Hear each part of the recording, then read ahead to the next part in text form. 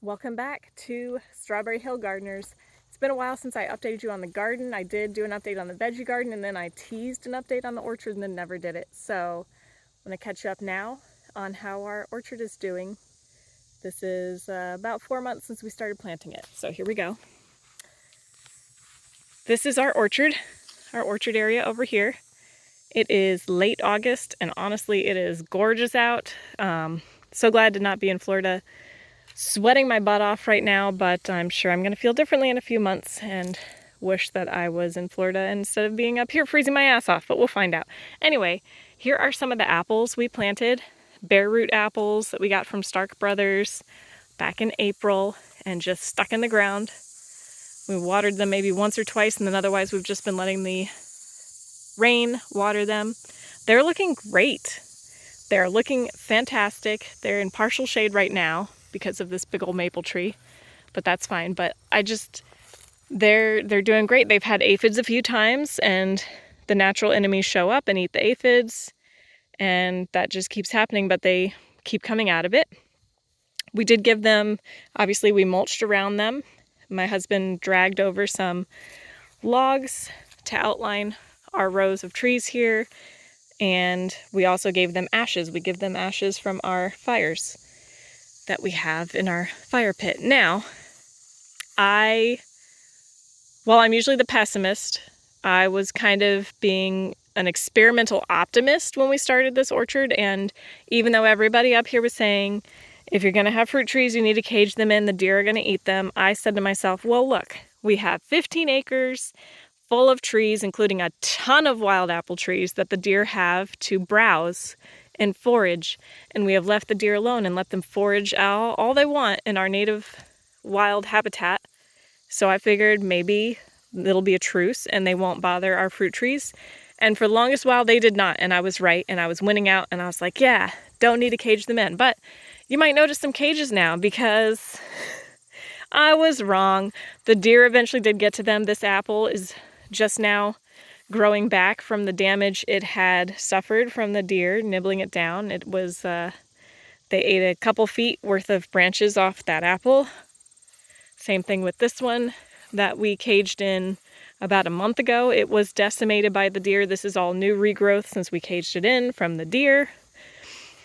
That peach tree also regrowing after being decimated by deer. We have another peach tree and a couple of pears out here that we're still just playing chance with, and we'll wait. Then once the deer nibble them, they'll get cages too. This is an apple that once again the deer got to, and it's been regrowing.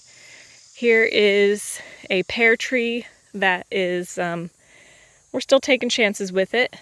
We have here, look, some little wormy guys, some little baby caterpillars feeding on it. We'll see how that goes.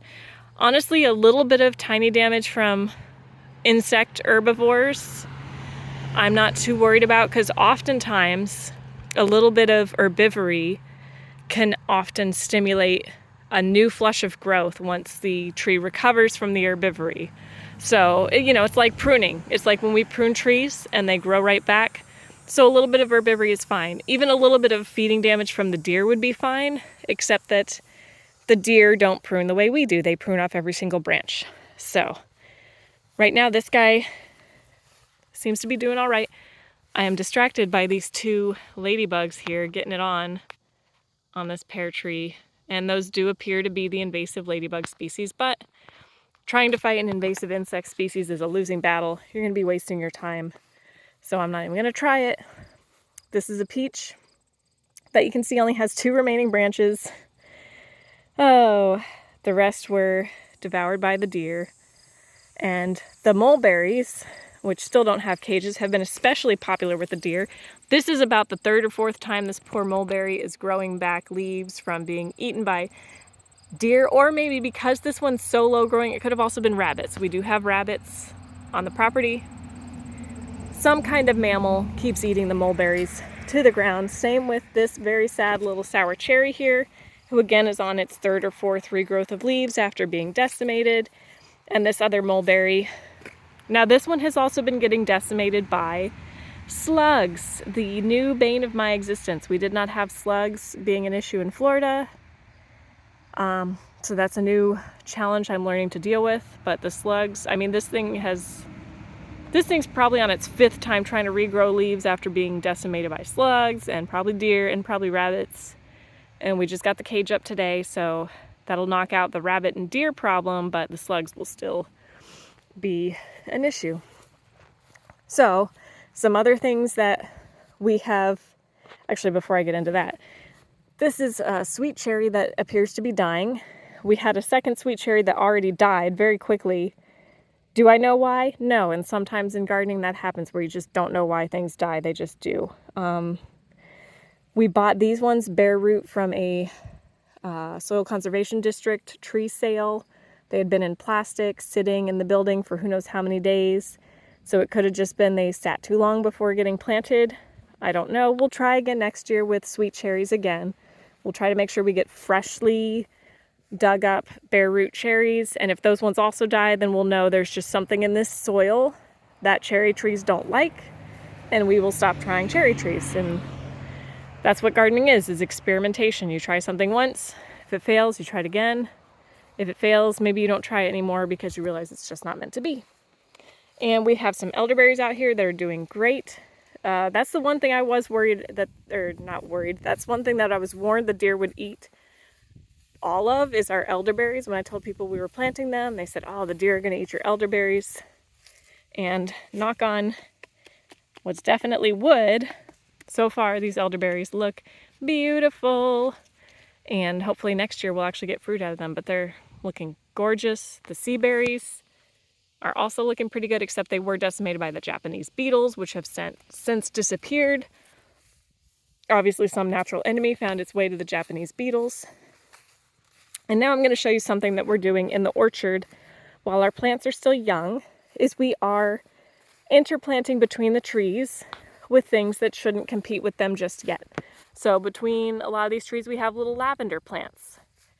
Lavender plants don't need a lot of moisture, they don't need a lot of nutrients, so they won't be competing with the fruit trees for water or nutrition. And they're an herb, so they smell great. They could help to deter some insect pests, but it's not a guarantee. Yeah, these lavenders are looking really nice. I bought a 10-pack, or was it a 12-pack? Either a 10 or 12-pack of lavender plants from the Soil Conservation District. When I unpackaged them, only three of them survived. The rest all died. They were already dead when I got them home. So it could be that's the same problem with the cherry plants as the Soil Conservation District was keeping those plants too long before selling them to people. And that could be the problem. I also planted some onions here. They were just extra onion sets I had left over and ran out of room in the veg bed. They are being outcompeted by weeds, but that's fine because this was just extra. I also threw my extra cucumber plants out here in the orchard, literally just threw them in the ground. I did no extra prep. I did not water them in. I've never watered or weeded around them since I threw them in the ground, and they're doing amazing. Look at that. Oh my God.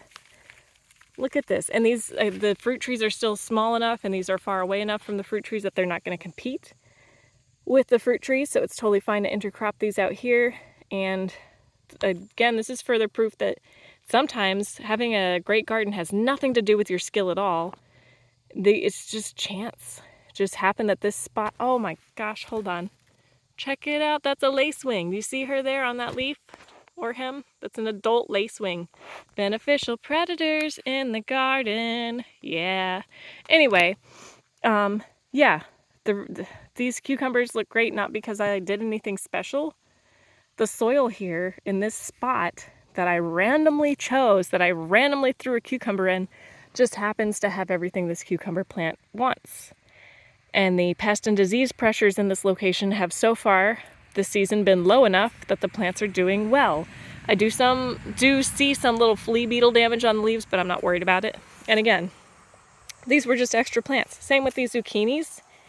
Extra zucchinis that I just stuck out here, didn't give a care to. This zucchini plant, while the leaves look amazing, they're huge and beautiful, oh my goodness, it's actually not really producing any fruit and it's weird shape. The leaves are a weird shape.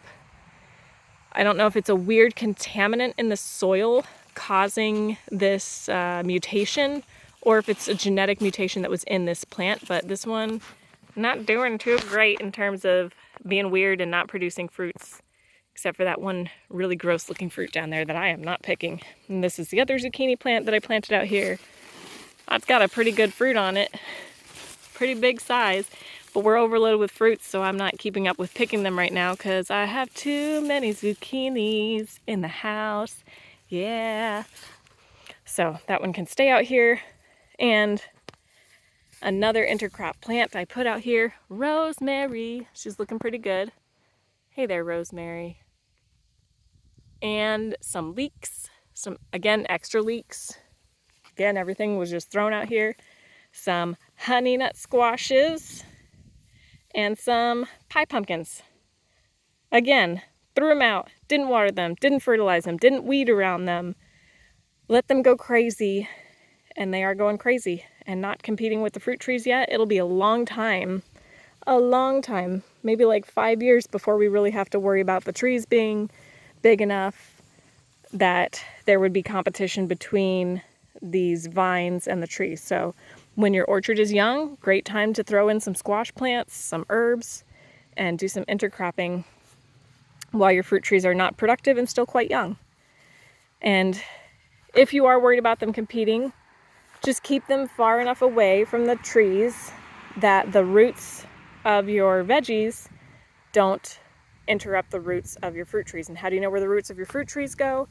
General guidance is the roots go as far wide as the branches are in the tree. So where that last branch is, go down, don't plant anything right there. So you can see there's plenty of space between the squash and this guy's roots. So that's a great thing to do while your fruit trees are young. And the pumpkins are suffering from something that I'll also talk about in another video, powdery mildew, and I blame these lilacs for it. We're probably going to cut down the lilacs because I noticed early in the spring, before any other plants were fleshing out or doing anything, that the lilacs already had leaves that were already full of powdery mildew. So I do believe the lilacs up here are a reservoir and a source of powdery mildew to infest the veggie gardens. And they're not a native plant. They are not offering nutrition for pollinators or native animals. They just look pretty to humans. So probably going to remove gradually most of the lilacs in the yard so they don't harm my veggie garden. And I'll replace them with some beautiful native plant instead because I can. All right.